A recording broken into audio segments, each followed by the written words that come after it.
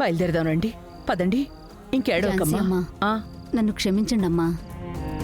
మీరొక విషయం అడిగితే లేదు అని చెప్పడం మనసుకి చాలా కష్టంగా ఉందమ్మా. కానీ మా వల్ల ఇంత జరిగాక అక్కడికొచ్చి ఉండాలని మాకు లేదు ఝాన్సీ అమ్మా. లోపల చాలా బాధగా ఉంది. మేమెక్కడున్నా మిమ్మల్ని మర్చిపోము ఝాన్సీ అమ్మా. మీకెప్పుడైనా మమ్మల్ని చూడాలనిపిస్తే ఖచ్చితంగా మేమే వచ్చి మిమ్మల్ని కలుస్తాము. దూరంగా ఉండడమే మంచిదనిపిస్తుందమ్మా. ఇంక మేము అక్కడికొచ్చి ఉండలేమమ్మా.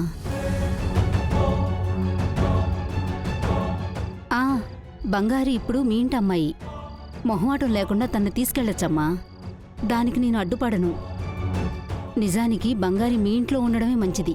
ఇందాక నేను కూడా అదే చెప్తున్నాను. ఈలోగా మీరొచ్చారు.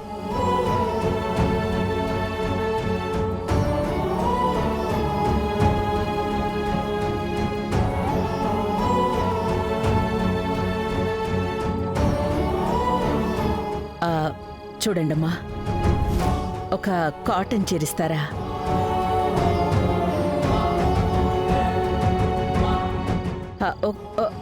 ఒక కాటన్ చీర లేదా? ఎందుకు ఝాన్సీ అమ్మా? ఇవ్వండమ్మా.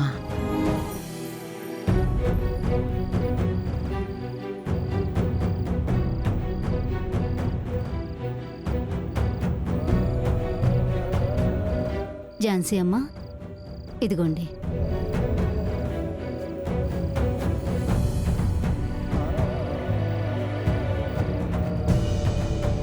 అమ్మా అమ్మా అమ్మా, ఆ రూము కొంచెం దుమ్ముగా ఉంది. ఈ రూమ్లో మార్చుకోండమ్మా.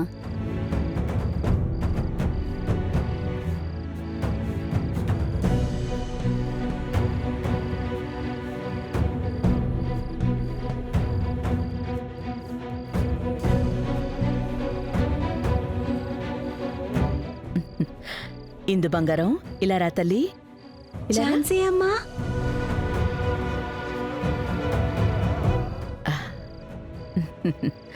ఝాన్సీ అమ్మా నీకో కథ చెప్తుంది.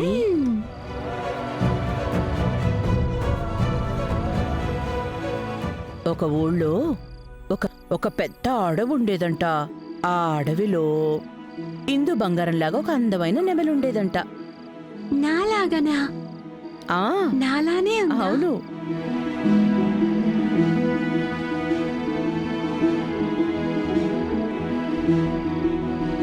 బంగారికి తన కుటుంబానికి మర్యాద రాలేని చోట నేనెందుకుండాలి?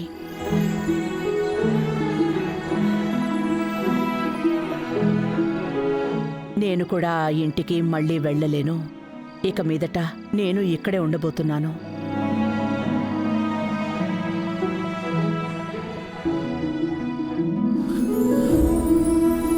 మీకిబ్బందేం లేదు కదా? ఏంటమ్మా అలా అడిగారు? ఇది కూడా మీ ఇల్లే. మీరు బ్రహ్మాండంగా ఉండొచ్చు. మీ ఇంట్లో అందరూ ఎక్కడికెళ్లారని ఎదుగుతారేమో. దాని గురించి మీరేం ఆలోచించకండమ్మా.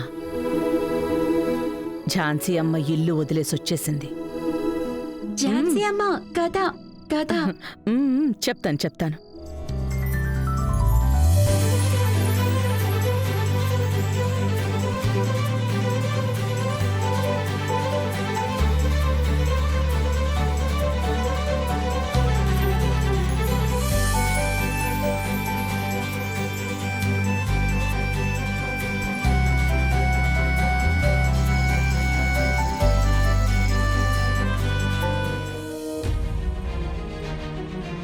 మీనా, మీనా.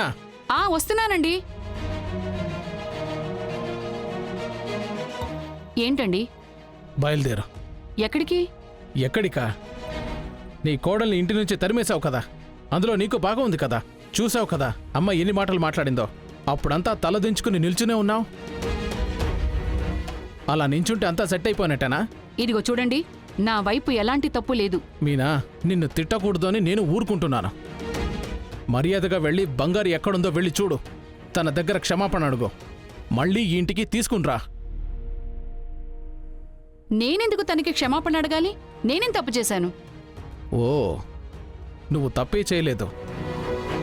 తప్పే చేయని ఒక అమ్మాయిని దొంగ అని వాళ్ళని కుటుంబంతో సహా బయటికి పంపించేయడం తప్పే కదా.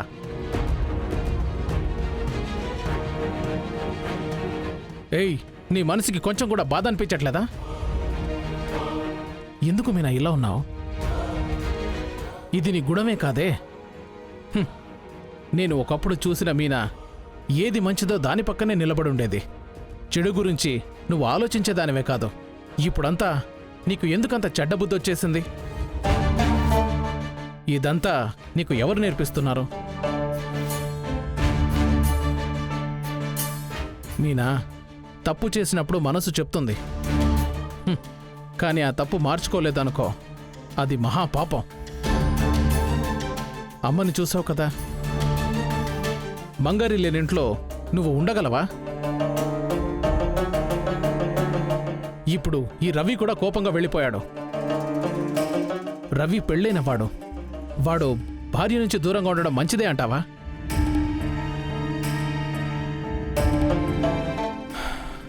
ఇప్పుడు తీసుకొస్తున్నావా లేదా? ఇదిగో చూడండి, నేను వాళ్ళని ఇంట్లో నుంచి వెళ్ళమని చెప్పలేదు. వాళ్ళంతటి వాళ్ళే వెళ్ళారు. వెళ్ళిన వాళ్ళకి తిరిగి రావటమో తెలుసు కదా. అంటే నువ్వు మారవు కదా? నేను చెప్పినా కూడా నువ్వు వినవన్నమాట. అలాగే కాని ఇదంతా భరిస్తూ నేను ఇక్కడ ఉండలేను మీనా. యాండి యాండి యాండి పదా. ఏంటి మీనా, బాబా వాయిస్తో టాపు లేచిపోతుందే. చూడన్నయ్యా, నేనేం చేశాను? అదేదో వాళ్ళని ఇంట్లో నుంచి నేనే పంపించేసినట్టుగా మాట్లాడుతున్నారు. నన్ను తిడుతున్నారు. మరి తిట్టడమే తెలుసు. అత్తయ్యకి బంగారి ఎంత ముఖ్యమో అదే లెవెల్లో బావకి కూడా బంగారి అంటే అంత ముఖ్యమైంది. అందుకే బావ తనకి సపోర్ట్ చేస్తున్నారు. ఆ బంగారి ఆయన మనసుని అంతలా మార్చేసింది. మరి ఇలాగే కొంతకాలం అయిందే అనుకో, ఇంకొద్ది రోజుల్లో అత్తయ్య ఎలా నీ చెయ్యి జారిపోయిందో అదేవిధంగా నీ భర్త కూడా ఆ బంగారి చెప్పినట్టే ఆడతాడు. ఇదిగో చూడు మీనా, అదంతా నీ భవిష్యత్తుకి మంచిది కాదు. చూసుకోవాలి మీనా. అత్తగారు బాగున్నప్పుడే కోడలి హవా ఇంతగా నడుస్తుందంటే ఆ తర్వాత అత్తగారు కోడలికి అణిగిమణిగి ఉండాలి. ఝాన్సీ అమ్మకి నువ్వు ఇన్ని రోజుల నుంచి అణిగిమణిగే కదా ఉంటున్నావు. లేదు, నేను నిజమే కదా చెప్తున్నాను. భవిష్యత్తులో నువ్వు ఆ బంగారికి కూడా అణిగిమణిగి ఉంటావా? ఏం జరిగినా కూడా ఆ బంగారి దగ్గరికి వెళ్ళి క్షమాపణ చెప్పి ఇక్కడ తీసుకురాకు. అలా చేసావే అనుకో, దాని తర్వాత నీకు చిల్లర పైసలకిచ్చే గౌరవం కూడా ఇవ్వరు. పద పోదాం.